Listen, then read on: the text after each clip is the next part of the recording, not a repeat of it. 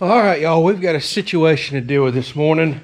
I have a sick chicken, and I'm starting to think she's potentially egg-bound, which can be a lethal problem, and we need to take care of it quickly. I've been monitoring her a little over 24 hours to see if she would lay.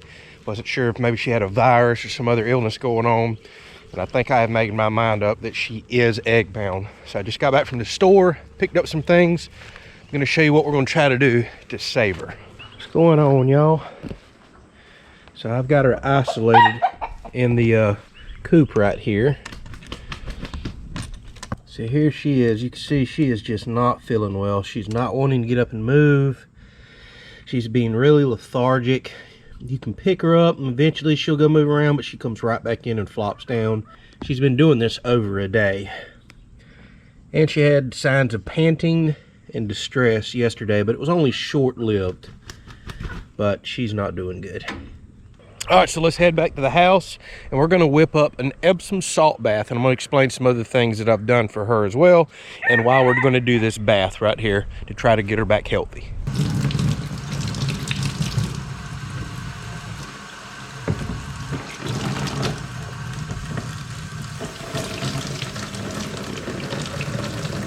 All right, so now I'm going to add a generous portion of Epsom salt.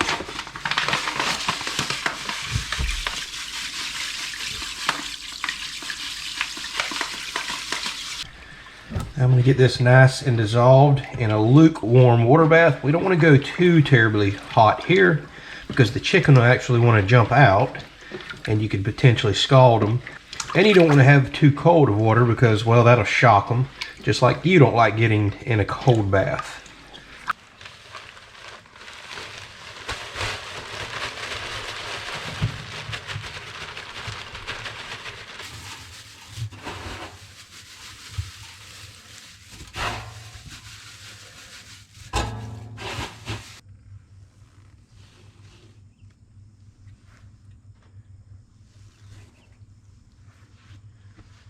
Alright, girl, it's time to get you out. Oops, sorry to disturb you over there laying your egg. Alright, girl, it's gonna be alright. It's gonna be alright.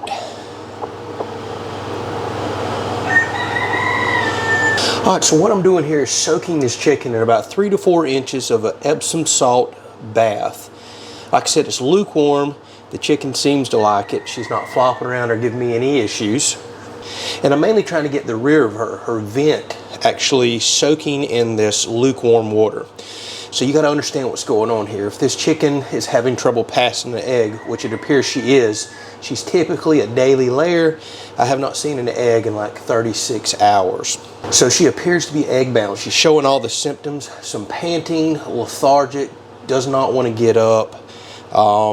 I'm feeling around on the rear. It's hard for me to really tell. I'm kind of new to chickens, but I've did a lot of reading up on this. It's hard to really feel if there's one kind of lodged inside of her, but she's showing all the right symptoms for egg bound. And keep in mind, if you don't treat a chicken within about 48 hours, they can actually die from being egg bound. So what this Epsom salt is actually doing, salt itself, magnesium is what that is. That's what relaxes a muscle. That's why you get Epsom salt at the store, typically in the medical aisle, because, well, a lot of people use salt bath soaks for achy muscles. So not only will the warm water kind of, well, relax her, but the Epsom salt itself will, the magnesium, something your muscles really desire and need. Now on the flip side of that, calcium, another critical nutrient here for a chicken. And I do provide crushed oyster shells out there in the coop itself and give them free reign over it. But I want to put a little extra in her food here. That's the exact opposite. So after we relax her, actually get her soaked, get her muscles relaxed, well, hopefully she can release an egg. The calcium, on the other hand, that's your other vital nutrients for a muscle. That's what does your contraction, can actually help her muscles push and work an egg out. So we want to make sure we get the nutrients correct there.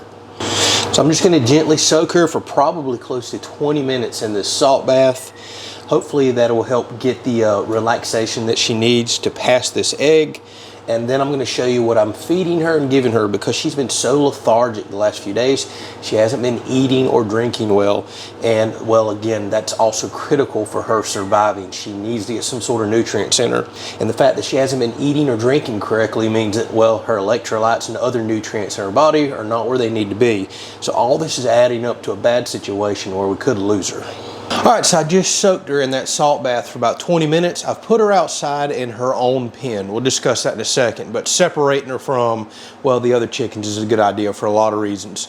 So my next biggest concern, she's been so lethargic. She has not been coming out and eating or drinking. Well, not drinking can kill her just as quick as being egg bound. I mean, she can't go more than a couple of days without water. So yesterday afternoon, I tried putting cups of water in there and enticing her to drink. She wanted nothing to do with it.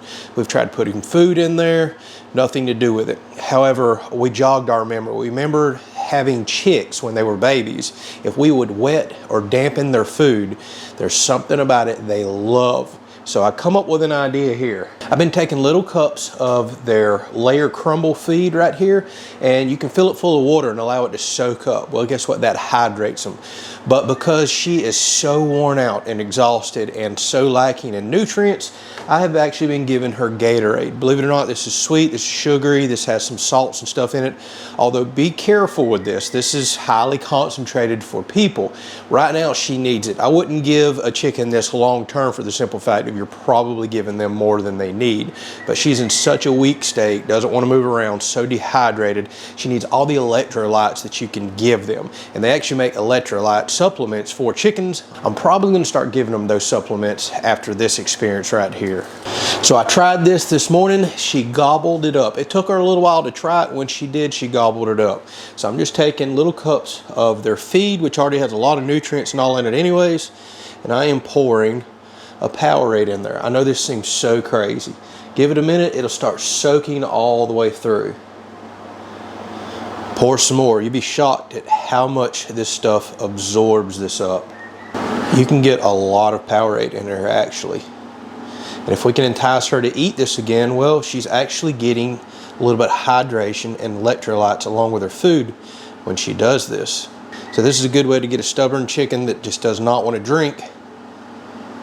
Now you can get some moisture in their body, get them hydrated. All right, so we're gonna go out and give her this. We're gonna keep an eye on her. Hopefully that salt bath soak relaxed her where she can help kind of move this egg around and pass it. And then I'm going to sprinkle a little bit of calcium on top of this crushed oyster shell. Again, in such a weakened state, calcium is the other side of what mussels need for her to potentially get this egg out a little later. Not to mention, it is so hard on chickens producing eggs every single day. It blows my mind how they have enough nutrients in their body to make this full shell and everything inside of an egg every single day. You got to think about what that's doing to their body. It's just stripping them of all their nutrients. So shockingly, she's standing up, moving around. Oh my goodness, y'all. Holy smokes, y'all. While I was inside talking to y'all, look at what she passed. I would say I'm 100% a believer in a salt bath. That is insane. I wasn't expecting that kind of results.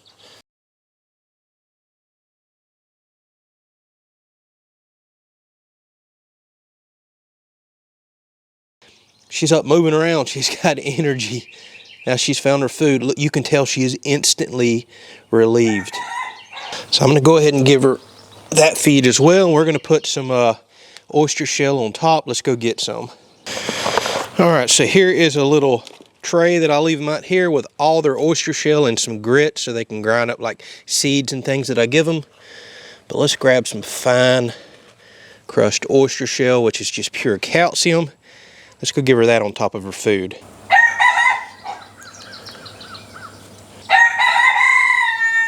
Oh, I'm so happy to see you feeling better. That's crazy.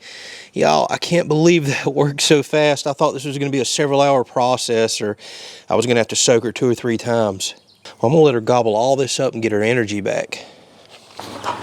Oh, you got out, girl? I shouldn't have left you, huh? All right, come here. It's okay. Come here.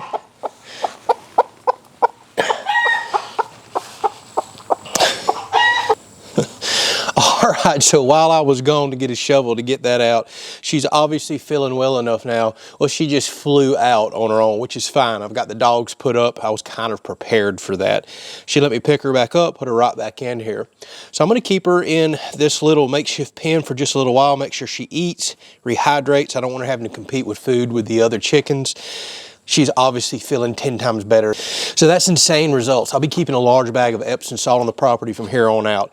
And if we have any more complications or see a chicken that's looking lethargic in the future, well, we're gonna soak them and see if it helps them pass their egg. All right, well, she looks as good as I've seen her in days, fluffing herself up, trying to dry off. She's eating, she's hydrating. I'm happy. This is so much better results than I was expecting. All right, hopefully this helps some of y'all. If you have concerns like I did with a chicken that was looking like it was literally on its deathbed, try the Epsom salt soak. As cheap as that salt is, keep some around just in case you ever experience this as well. We'll catch you on the next video.